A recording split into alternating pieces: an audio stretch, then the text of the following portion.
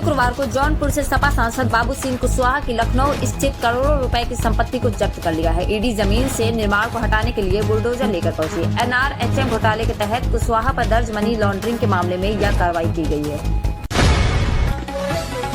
लखनऊ में भारी बारिश के बीच जलमग्न सड़क पर बाइक सवार महिला पर पानी फेंकने व राहगीरों से बदसलूकी करने के मामले में पुलिस ने अब तक 16 आरोपियों को गिरफ्तार कर लिया है। इस मामले में पुलिस ने कई वाहनों को भी सीज कर दिया है। प्रयागराज में 2023 में पुलिस हिरासत में हुई अतीक अहमद और उसके भाई अशरफ की हत्या के मामले में न्यायिक जांच आयोग की रिपोर्ट में विधानसभा में पेश की गई। रिपोर्ट में आयोग ने पुलिस को पूरी तरह से क्लीन चिट दी है। भाजपा सांसद कंगना रनौत ने कहा कि राहुल गांधी की बातों का कोई मतलब नहीं होता है, वो बिना सेंस की बातें करते हैं। कंगना ने कहा कि उनके बारे में एक बात सबसे निंदनीय है कि वो देश के लिए सबसे गलत शब्द का इस्तेमाल करते हैं। विपक्ष के नेता और कांग्रेस सांसद राहुल ने कहा कि उनके ऊपर ईडी यानी प्रवर्तन निदेशालय छापा मारने की तैयारी कर रही है। उन्होंने इसके पीछे का कारण भी बताया। राहुल गांधी ने कहा कि मेरा भाषण 2 लोगों को पसंद नहीं आया, इस कारण ये होगा।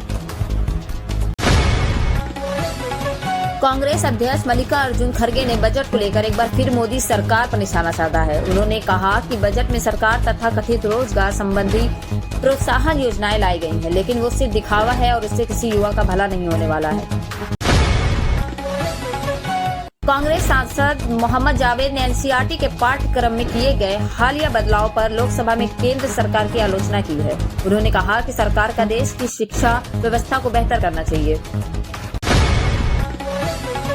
केरल के वायनाड में भूस्खलन की घटना को लेकर भाजपा और कांग्रेस आमने सामने हो गए हैं। भाजपा सांसद तेजस्वी सूर्य ने भूस्खलन के लिए वोट बैंक की राजनीति के कारण अतिक्रमण और राहुल गांधी को जिम्मेदार ठहराया, जिस पर कांग्रेस नेता केशव वेणुगोपाल ने कहा कि सत्ता पक्ष के एक सदस्य द्वारा दिए गए भाषण से मैं दुखी हूँ।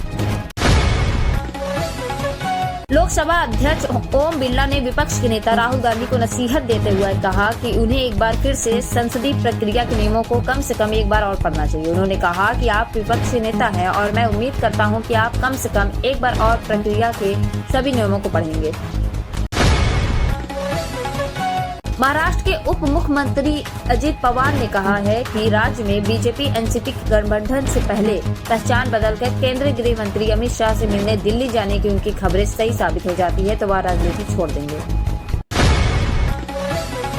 राज्यसभा में शुक्रवार को अभिनेत्री सांसद जया बच्चन के मैं जया अमिताभ बच्चन आपसे पूछ रही हूँ कहने पर सभापति जगदीप धनखड़ ठहाके लगाकर हंसने लगे। दरअसल जया ने बीते दिनों सदन में उन्हें जया अमिताभ बच्चन बुलाए जाने पर नाराजगी जताई थी।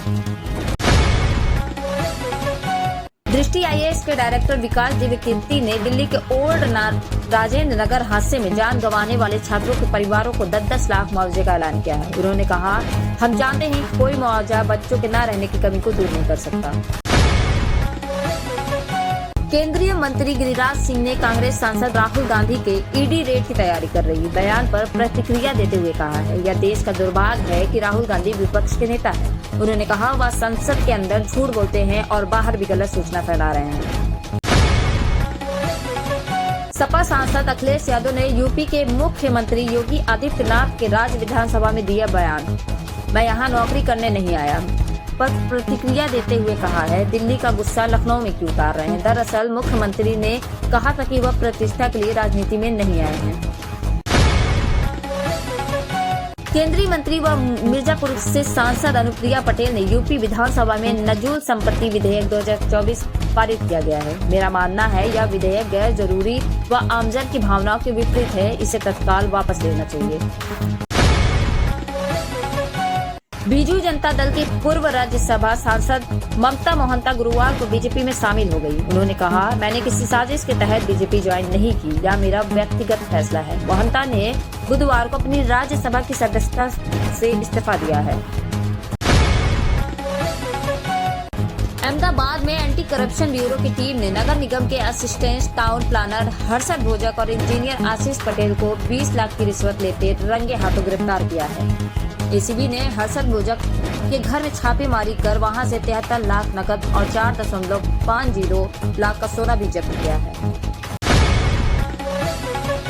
कांग्रेस सांसद तारिक अनवर ने लोकसभा में कहा है कि आयुष्मान भारत योजना निजी अस्पतालों को मरीज दिलाने वाली योजना बनकर रह गई है। अनवर ने कहा है कि इस योजना में इलाज के नाम पर भ्रष्टाचार हो रहा है और मरीजों को कम तथा निजी अस्पतालों को अधिक लाभ हो रहा है।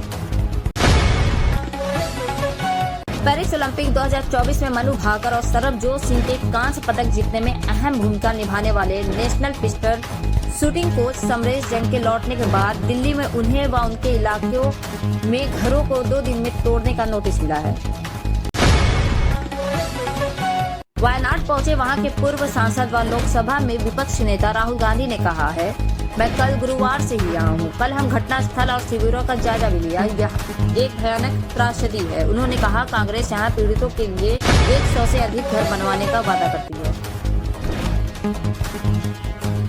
बिहार के एक सरकारी स्कूल में शुक्रवार को मिड डे मील खाने के बाद 50 से अधिक बच्चों की तबीयत बिगड़ गई, जिसके बाद उन्हें स्थानीय अस्पताल में भर्ती कराया गया। स्कूल के शिक्षकों ने बताया कि खाने में छिपकली मिली थी और उस भोजन को खाने के बाद बच्चों को उल्टी व पेट दर्द होने लगा।